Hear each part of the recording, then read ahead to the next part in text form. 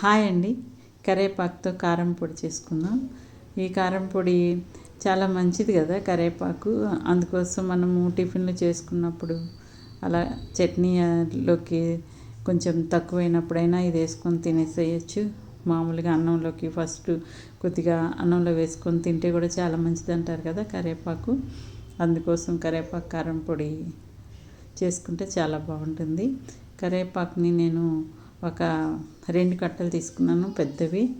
చక్కగా కడిగేసి ఆరబెట్టేసి అంతా దూసేసి పక్కన పెట్టుకున్నాను. ఇప్పుడు ప్యాన్ స్టవ్ మీద పెట్టుకొని 2 టేబుల్ స్పూన్ల ఆయిల్ వేసుకొని కరివేపాకు వేసి స్టవ్ సిమ్లో పెట్టి వేయిస్తున్నానండి.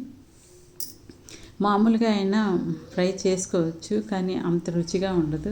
అందుకోసమని కొద్దిగా కరివేపాకే వేసాను ఆయిల్. మిగతా వాటికి అంతా మామూలుగా ఇంక ఈ ఆయిల్ ఉంటుంది కదా, వేయించేసుకుంటే సరిపోతుంది. మీకు ఇలా చేసుకుంటే చాలా రుచిగా ఉంటుంది, నిలవ కూడా ఉంటుంది, మీకు బాగుంటుంది. ఇలా వేసేసి మొత్తం కొంచెం అది పట్టుకుంటే మనకు తెలుస్తుంది, క్రిస్పీగా అయ్యేలాగా వేయించేసి పక్కకు పెట్టేసుకోవాలి. కొంచెం కొంచెం వేసుకుంటున్నా 2 సార్లు, ఎందుకంటే ఒకటేసారి అయితే మళ్ళీ వేగదు, పచ్చిదనం ఉండకూడదు కదా, అందుకోసమని.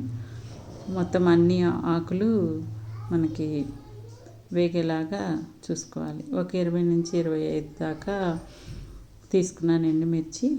మీరు కారాన్ని బట్టి తీసుకోండి, మనకి కారం కూడా ఉండాలి కదా.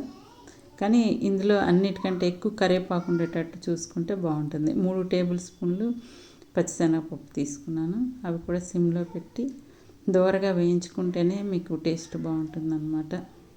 హైలో పెడితే బాగుండదు, పప్పులు బాగా వేగాలి, సిమ్లో వేగితే బాగుంటుంది. 3 టేబుల్ స్పూన్లు మినపప్పు తీసుకున్నాను. అవి కూడా దోరగా వేయించుకొని పక్కకు తీసేసి 5 టేబుల్ స్పూన్లు ధనియాలు తీసుకున్నాను. 6 కూడా వేసుకోవచ్చు, ఎందుకంటే నేను కరివేపాకు ఎక్కువ ఉండాలన్నట్టుగా కొంచెం కొంచెం తీసుకుంటున్నాను. పప్పులకి డబల్ తీసుకోవచ్చు మనం ధనియాలు.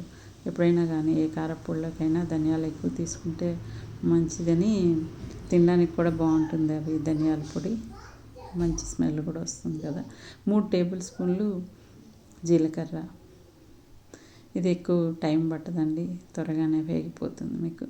పెద్ద నిమ్మకాయ అంత చింతపండు పులుపు కూడా ఉండాలి కదా కారపొడిలో. కొంచెం ఒక మీడియం సైజ్ నిమ్మకాయ ఉంటుంది కదా, అంత తీసుకొని అది కూడా కొద్దిగా వేడి చేసి పక్కకు పెట్టేసి ఇవన్నీ కొంచెం ఆరబెట్టేసుకొని 2 వెల్లుల్లిపాయలని అలా తీసేసి విడివిడి పాయల్లాగా రెబ్బలు తీసేసి పక్కకు పెట్టుకున్నాను.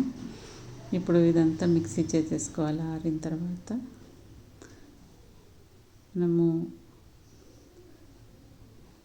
మిక్సీ చేసేసుకుంటే ఉప్పు చూసి వేసుకోవాలి, మనకి సరిపోను.